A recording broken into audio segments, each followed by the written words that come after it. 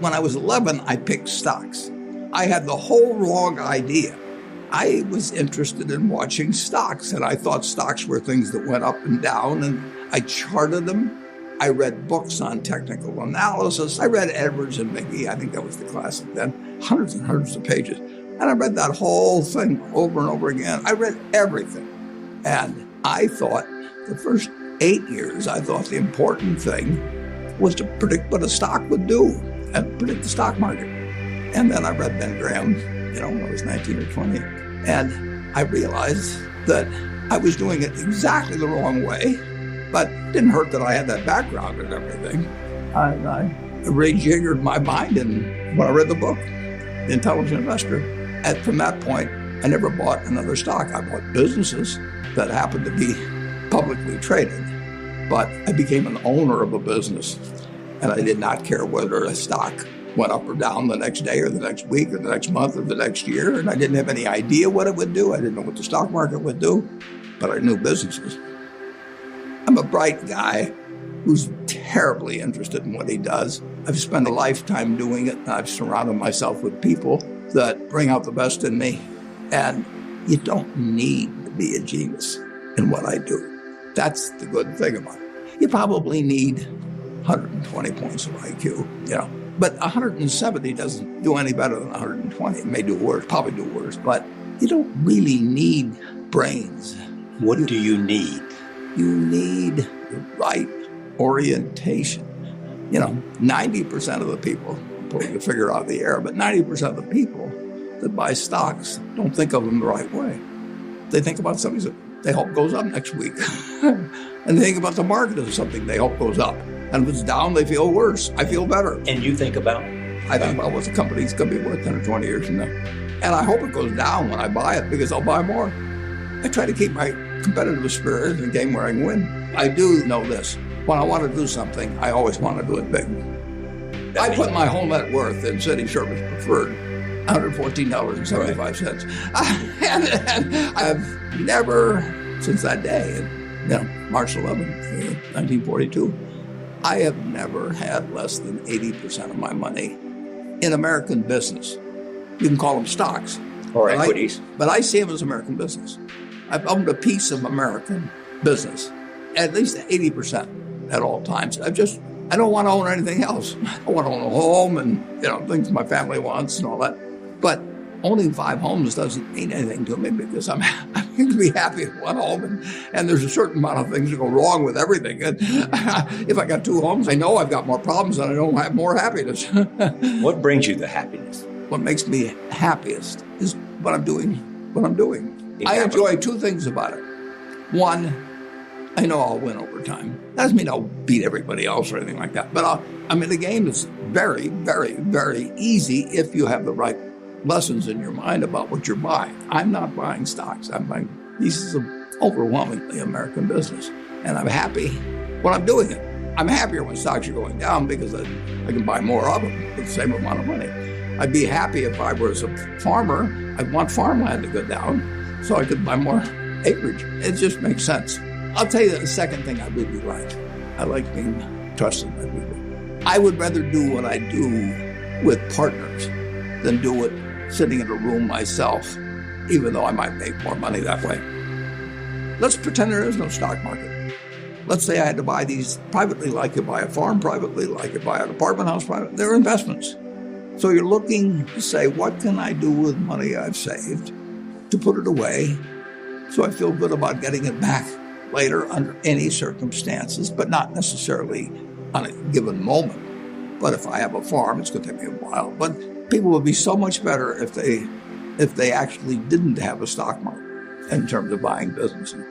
The United States economy, and it's very easy to look at the statistics on it. I mean, more people, a greater percentage of the American population is wealthy now or having more income now than they've ever had. And if you look at whether Bank of America would give you their average deposit, you just look at the wealth. That doesn't mean everybody's wealthy, but it does mean relative to any other period of time. People have more money now. They get mortgages at lower rates than they've ever gotten. So if they want to buy a house or something, right today, you live in an environment where the bottom 2% in terms of income in the United States, the bottom 5%, and for sure the top 1%, all live better than John D. Rockefeller was living when I was 6 years old. John D. Rockefeller was the richest man in the world.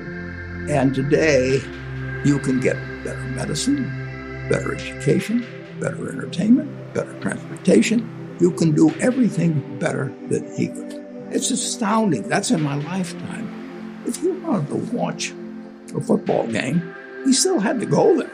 And I can sit there with this big screen, and they keep showing me the replay, so that explaining to me what happened and everything. And maybe everybody doesn't have a screen as big as mine, but damn near everybody has a screen or an iPhone or a computer or access to one.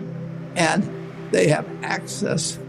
When I was born, the dentist didn't use Novocaine. So there has been progress, obviously. Oh, And nowhere more than in the United States. there's no country that's done what our country's done. If you go back 3 of my lifetimes, you're looking at less than 1% of the world's population, closer to half of 1%, are sitting in this land. They don't work harder than people in all the rest of the world. I mean, in terms of hours of unpleasant labor, everybody's got hours of unpleasant labor in those days practically. They don't come laden with gold and, they are half of 1%. And they work the same hours, they got the same IQs. They may be a little self-selected in terms of enterprise, in terms of going across oceans and things. And fast forward a couple of lifetimes, and they've got 20% plus of all the bounty in the world. I mean, that is something that has worked like nothing. Just imagine that. If you've gone to anybody, Constitutional Congress, in 1789, if you go to any one of the representatives there, and you said, I want to tell you what this place is going to look like, in 3 more of your lifetimes, your great-great-grandchildren are going to be flying in the skies, they're going to be watching sports all over the world, they're going to be entertained, their medicine. They'd have hold you off to a lunatic society of what he's doing. He's getting 50 cars and he's getting a whole bunch of little claim checks. Just think of it. Everything, when Thomas Edison did all the things he did, he made some money, but we're using it. It belongs to us. If you take what an hour of labor delivered to you 100 years ago and what an hour of labor delivers to you now for you and your family, it's unbelievable. Capitalism doesn't just say get rid of a referee and a government. We've got a government that can tell capitalism what to do. And they do. And that's what they should do.